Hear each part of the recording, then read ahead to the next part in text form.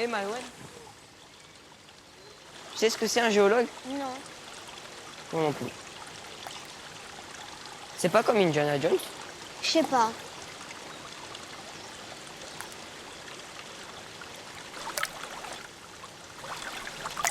Arrête de jeter des pierres, tu m'éclabousses. Oui, Maïwen, qu'est-ce que vous faites là? On n'attend plus que vous pour commencer.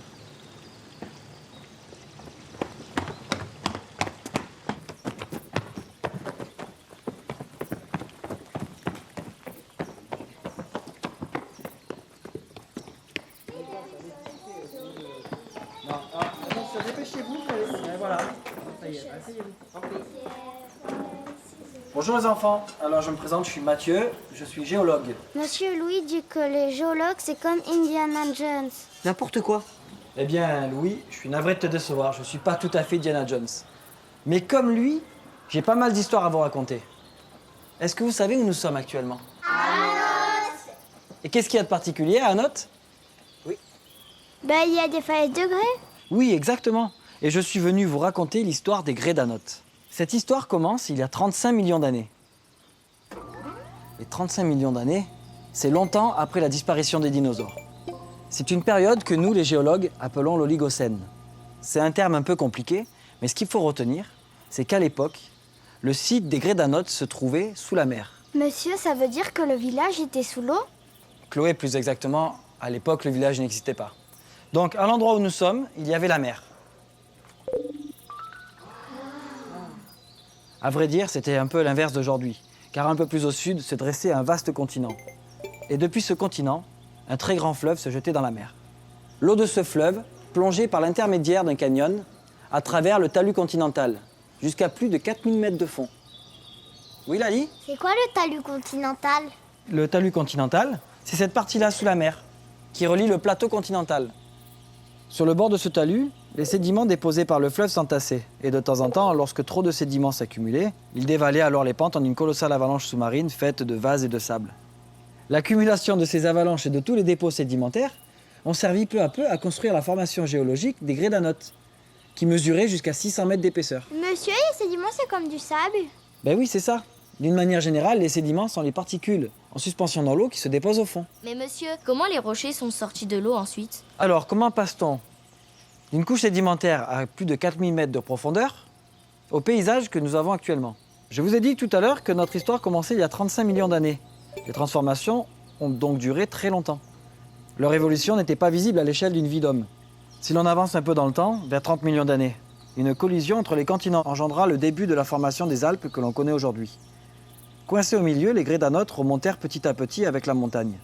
Et la mer alpine disparut progressivement. Oui, mais monsieur, pourquoi ça fait des falaises?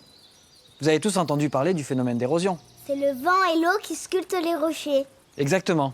Et avec le temps, l'érosion a donc sculpté le paysage. Mais les couches de roches sédimentaires étaient différentes, certaines plus résistantes que d'autres. Au-dessus, le grès, une roche dure, résistante, et en dessous, la marne bleue, une autre roche sédimentaire plus tendre. L'action du vent ou de l'eau a donc agi avec plus ou moins de force sur ces couches. Les marnes se sont ravinées petit à petit, entraînant parfois la cassure du grès en bloc. L'érosion a continué de sculpter les reliefs des marnes sur plusieurs milliers d'années. Les blocs de grès qui avaient cassé ont donc glissé lentement vers le bas. Et c'est pourquoi nous avons ce paysage si particulier à Anote, avec en haut des falaises de grès qui dominent, et en contrebas ce chaos de blocs. Vous savez, le mieux, ça serait d'aller les voir. Donc est-ce que ça vous dit d'y aller tous ensemble?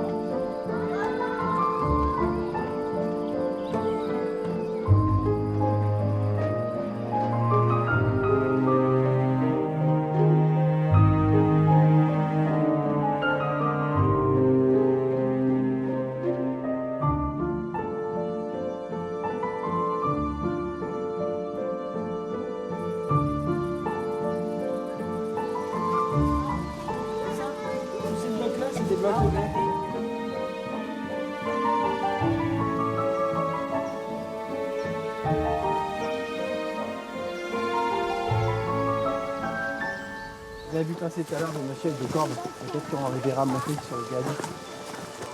On va les voir escalader.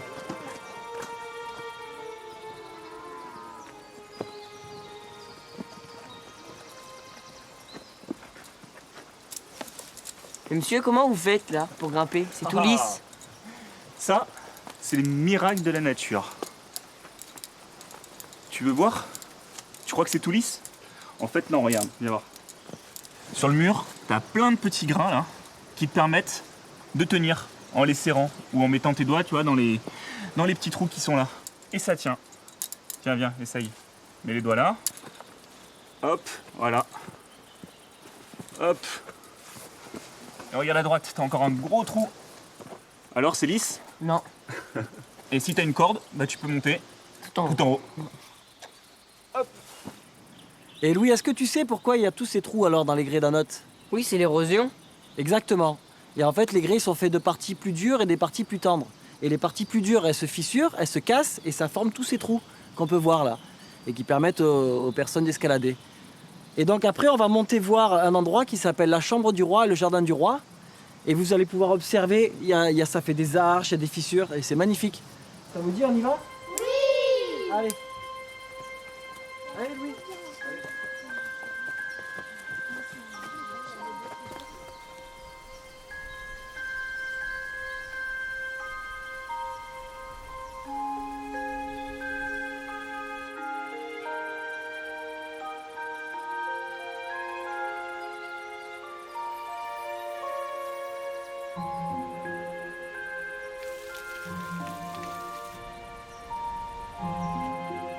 Regardez les formes, comme ils sont creusés, ce que je vous disais tout à l'heure. L'érosion, regardez ce que ça a fait sur les blocs.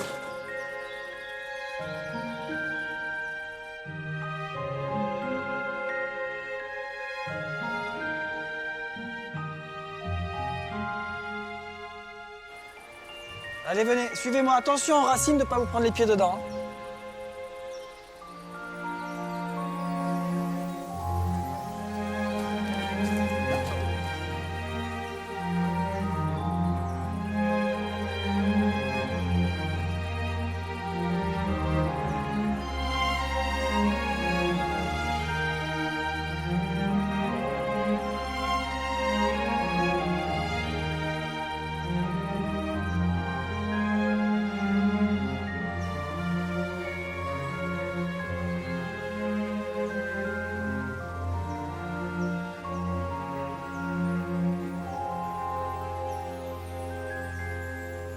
Installez-vous devant, on va faire une petite pause.